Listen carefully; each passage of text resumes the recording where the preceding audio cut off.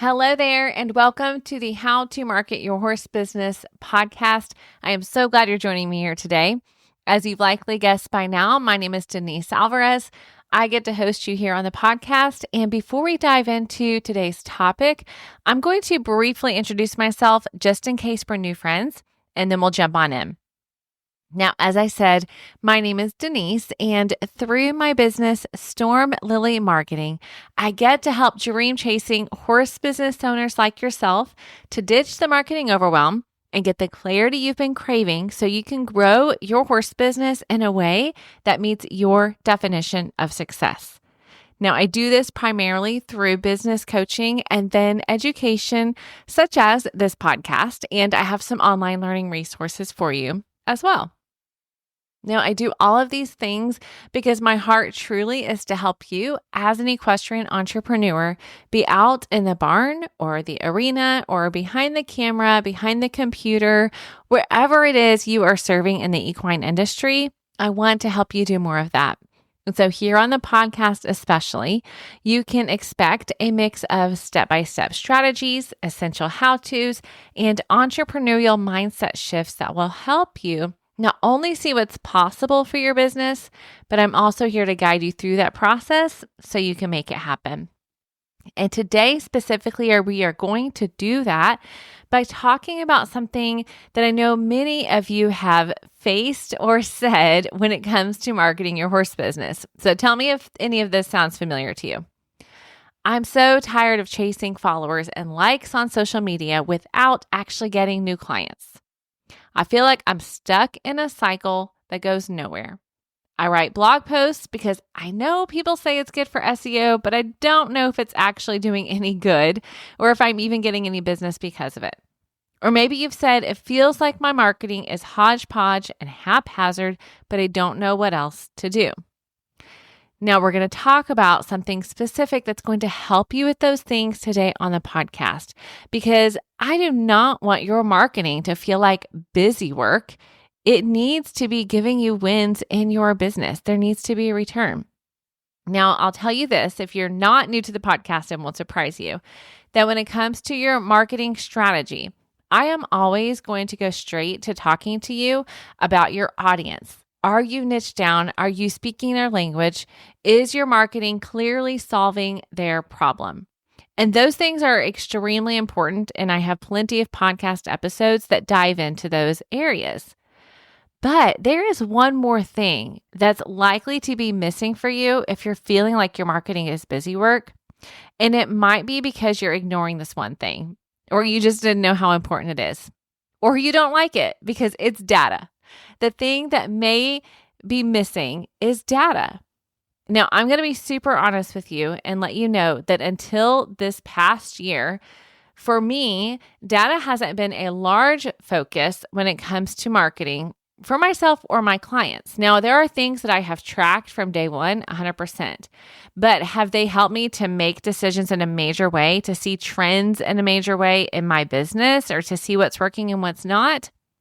They haven't been a primary focus, but they are this year, and I want to help you focus on them as well. And we're going to simplify this, okay?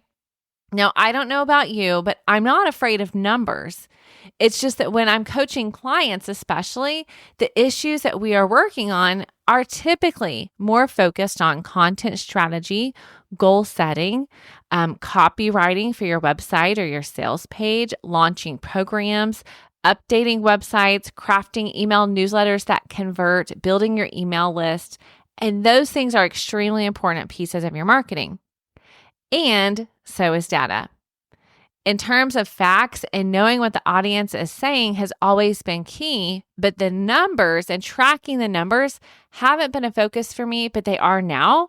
And I want them to be for you as well, because I think that it could be what's making you feel this way. It could be what's making you feel like your marketing is just busy work. So this year in Take the Reins, my 6-month coaching program, my one-on-one coaching program for equestrian entrepreneurs, every one of my clients is going to have a dashboard for tracking the measures that matter when it comes to their marketing and their overall business growth strategy. Now, I found this quote that I thought was brilliant because it says, marketing without data is like driving with your eyes closed. Now, I will be honest with you. I don't 100% think that that's true for every equine business, because for sure you can have effective marketing if your data is what your people are saying and you're clear on your audience and your problems and your solutions. But what happens is if you don't have a way to measure, and we'll talk about this, if you don't have the data that measures the things that matter for you, then even if you're experiencing what other people might call wins in your business, it still might feel like marketing is busy work to you. And so what I want is for it to be effective and for you to be able to see the effectiveness. Now, if you are afraid of spreadsheets or numbers, I want you to stay with me, because measuring data for your equine business does not have to be complicated in order for it to be effective. So you know me, we're going to break it down, okay? I'm going to give you 3 steps to using data to turn your marketing busy work into business wins for your equine business. So this is the point where I say get your notebooks handy. Now, if you're at a place where you're not where you can write things down, the show notes for today's episode, which is number 163, will be at stormlily.com/163. So you can head there at any time, and I will have the highlights of this episode there for you. All right. But in the meantime, if you're taking notes, then get ready, because here come your 3 steps. They're going to help you to turn data into wins for your business. All right. Number 1, the first step is a clear definition of success. Zig Ziglar famously said, if you aim at nothing, you will hit it every time. Now, this is certainly something that I have been doing with coaching clients from day one, is let's define success for you and for your business, because success for you is not the same for the person to the left or to the right of you, even if you're doing the same thing technically. Like if you're serving the same people or you're providing the same service, your measure of success is unique. And the reality is everyone needs a compass to guide them in their business, and your horse business is no different. Now, a few words on defining success. The key here is not for you to chase what everyone else says success should look like. And it's also not for you to hold a specific number, a specific income number. For example, we hear all the time, if you're online and you're an entrepreneur, you see headlines all the time about being a 6-figure business owner, as if that is the ideal. And when you hit that number, everything will be perfect. But that's not the reality. There is not a perfect number that will make everything okay in your business. Now, at the same time, let's be honest about this, because it really has much less to do with the number. There's nothing wrong with hitting 6 figures. There's nothing wrong with being $1 million business owner. It really, when it comes to defining success, has much more to do with matters of your heart and your mind as an equestrian entrepreneur. Because there is nothing wrong with having an income goal as a business. Frankly, if you are going to budget your year, you have an income goal that you are working towards, because you have to plan around that. So my caution to you is not the number, and it's not that you shouldn't have an income goal, because I think there's wisdom in that. It's more about how you think about what your goals are and your definition of success is, and realizing that there's more to success than just those material things, okay? Now, that being said, I do want you to be clear on how much money you need to make this year. That is an important piece of being a business owner, is being profitable. I also want you to think about what type and how many clients you want to work with in a set period of time. Or if you're a product-based business, how many products do you need to sell in order to make that income? Break that down. If you are a vendor at shows, for you, what does success look like? How many shows do you want to be at? How much money do you want to make at each show in order to make it worth your time? And then I want you to go even deeper when you come to thinking about success. What type of business owner, what type of parent or partner or friend do you want to be? How do you want to feel at the end of your workday? These markers are also definitions of success that I want you to consider as we think about data and what we're going to track in your business. All right. Our goal here is to have a measuring stick, to have a barometer, okay? So that when you are measuring things and you're making decisions about things, you go back to this first step. What did I say success would look like for me this year in my business? All right. So number one, I want you to have a clear definition of success. Step number two is to measure what matters. Now, we're going to dive into some kind of nerdy marketing talk, so bear with me, but this is going to be really helpful, I promise. And you know me, I'm going to give you the nerdy stuff, and then we're going to break it down to the practical, okay? Measuring what matters means that you're really identifying the things that are going to help you move the needle in your business. Now, I want to talk to you about this idea of a lead measure versus a lag measure. Stay with me, okay? Now, I didn't create this. This comes from Franklin Covey and the 4 Disciplines of Execution. And I'll be honest with you, I have done some homework online, but I have not read the book yet. It is on my list for this year. But Franklin Covey breaks this down because he's talking about how do you make these, how do you execute on these wild goals that you set? And he says there are 2 different measures you need to pay attention to. A lag measure tracks the success of your goals. And a lead measure is what you can actually control that has a direct correlation to the goals that you've set. Now, I'm going to read to you a portion here from their website, and then I'm going to break it down into the practical, okay? But I want to give you their beautiful summary of what this means, okay? Lags are measures that you spend time losing sleep over. They're things like revenue, profit, quality, customer satisfaction. They are called lags because by the time you see them, the performance that drove them has already passed. You can't do anything to fix them at that point. They are history. Now, a lead measure tracks the critical activities that drive or lead to the lag measure. They predict the success of the lag measure, and they are influenced directly by you and your team. An example of a lag measure might be weight loss. So which activities or lead measures lead to weight loss? Diet and exercise. Proper diet and exercise predict the success of weight loss, and they are activities that you can directly influence. Simple enough, but be careful because even the smartest people fall into the trap of fixating on a lag measure that they cannot directly influence. That's because lags are easier to measure and they represent the result that you ultimately want. So in that example, people may focus on how much they weigh, and that is what they're measuring every day or every other day. They're doing weight loss measurements, right?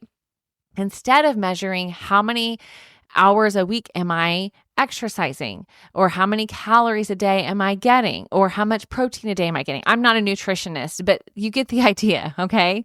So a lag measure tracks the success of your goals. A lead measure is what you can actually control, okay?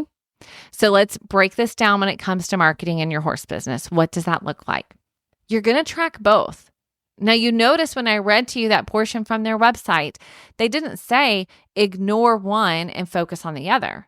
Okay, I want you to have a mechanism to track both. And so let's think about what that would look like. A lead measure, okay, what are the things that are driving forces in your business? If you're at a show, a lead measure might be how many visitors you get at your booth. Well, how can you influence that? Can you use social media to get people there? Can you advertise in the program?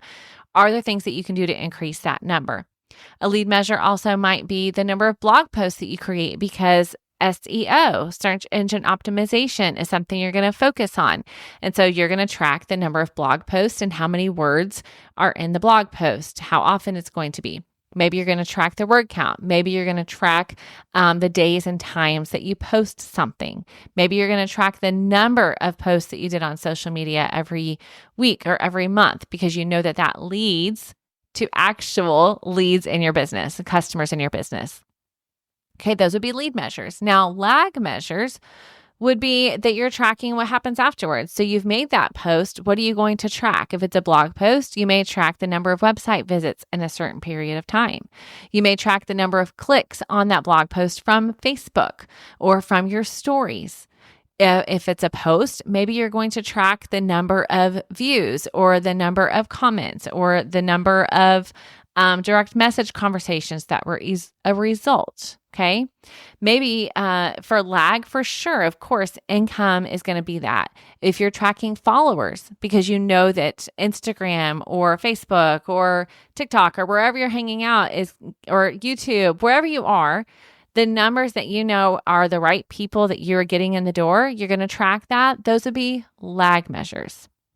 Okay, so when we break down our lead and our lag measures from there, as we track them over time, as we measure them over time, what we do is we don't look at that as success or failure. We use that as information to refine our marketing strategy over time, to help us create content that helps you to meet your goals. Okay. So when it comes to measuring what matters, I want you to pay attention to if it's a measure that you can control, something that's in your control, or something that you're measuring the performance of. Okay. Now, the other interesting thing to consider is a measure for what we just talked about a moment ago is how you feel. I had never thought about this until I saw another coach mention it. And I started incorporating this as well in my dashboards is how do you feel at the end of the month? How are you feeling about your business? As an entrepreneur, it's not that you have to just be in the grind all the time and not enjoy what you do. I want you to find joy in what you're doing. And so maybe you just add a column and you just put in there at the end of the month how you're feeling. All right, so number 1 was to clearly define success. And number 2 is to measure what matters. Now, your third step is to create a system for tracking. Call it a dashboard, call it a scoreboard, call it a tracker, call it whatever you want, and make it as simple as you want. Let me say that from the get-go. Okay, remember, we're talking about 3 steps because tracking data for your equine business does not have to be complicated. The goal here is to make strategic decisions that will help you to stop spinning your wheels when it comes to your marketing. And so you need a system for tracking what matters. And simplicity really is your friend here because the more simple it is, the more likely you are to do it on a consistent basis. And remember, consistency, that is where the magic happens. Now, I will tell you this, while it can be simple, I do want you to use a spreadsheet or a Google Sheet or an electronic version of some kind because it will allow you to sort by columns, to eventually highlight colors based on values so that you can see trends. Eventually, maybe we'll create a chart so you can see patterns over time. So do this. And plus, you don't have to keep track of where that piece of paper is if you're keeping it somewhere digital. All right. So if you're afraid of tech, then hit me up on a clarity coaching call. If you're wanting help with this step, you're like, Denise, I just need you to create something so that I can have a starting place. Then let's get on a clarity coaching call. I have those 60-minute calls available at any time for you. If you just go to stormlily.com/clarity, you can book that call and we can get on a call and talk about what's important to you. What are we going to measure? And let's get that dashboard created. Okay. I don't want this to be complicated for you at all because it is powerful. The great thing about data is that it is completely objective. It does not have an opinion. It's just a number. And the only value that this data has is the value that you give it. This is just a tool to give you objective insight so that you can see what is working and what's not. Now, the beauty of it is you might start tracking things and realize that it's true. You have been doing some busy work. Your marketing is not getting you results, and you need some more strategic help to get a plan in place that's going to get the right people in the door. It's also possible that you're going to start tracking things and you're going to see, oh, actually, this is working better than I thought. I didn't realize my open rates were so high for my emails. People are clicking, but then this is happening. So there's a gap. What can I do to fill in the gap? Or maybe people are opening emails and they're not clicking to learn more about your program. What can we do to fill in those gaps? So it is just data that's going to give you a picture of what's working and what's not, and give you an idea of what things you can play with and change to increase those lag measures that we talked about, right? Now, this is why inside of Take the Reins, like I told you, everyone's getting a customized and simple tracker or dashboard from the get-go. We're going to identify what matters for your business and what we can do to help you meet your goals. What strategies are we going to put in place to help you increase those lag measures that matter to you, and to make sure the lead measures are ones that you're focusing on that actually impact and drive the growth in your business so you can meet your definition of success. It's going to be so fun to look back over months of data and see the growth on paper for my clients. And I want you to experience that too. So even if it's monthly, okay, we're in January at the time of this recording. Even if you do a monthly tracker, this can be impactful for you in your business. So that is my encouragement to you. That's the action step I want you to take. Okay, I want you to write these 3 steps down on a piece of paper. I want you to walk through them. And then I want you to open your calendar and pick the day. Is it the first of the month or the end of the month that you're going to look back at the previous month, right? So for example, if you're going to pick January 31st, I'm going to look back at January and look at my numbers. Or maybe it's going to be the first week of February you do that. But figure out the time frame that you're going to consistently look at your data as you measure what matters and make strategic decisions about your marketing so that it no longer feels like busy work and it truly is giving you the wins that you want in your horse business. Now, I did mention to you one-on-one coaching, and I do have space available right now if that's something that interests you. If you're thinking, Denise, a clarity coaching call sounds just like a bite-sized piece of what I actually need for my business. I need that ongoing support. Then I invite you to check out Take the Reins. You can head to stormlily.com/reins at any time to get started. And you can also just head to the website, stormlily.com. All right. You can book a discovery call. We can chat and see what is a good fit for you. How could I best help you? But either way, if you do nothing else, friend, I hope that you're taking these 3 steps, going to implement this into your business, and it is going to give you a return. I can guarantee it. All right. Now, I do have one more resource I want to make sure you know about. So you have your 3 steps. Now, we started out with defining success. A piece of that is knowing the goals that you have for your business. And so if you have not set goals for your business, I have a free guide that's going to help you do that. If you go to stormlily.com/goals, you can get that at any time. It's completely free. I would love to send that to you. You'll just put your email address in and I will send it to your inbox, and you'll immediately have a PDF you can download and walk through. It has prompts for you to consider. It has places for you to write in and take action.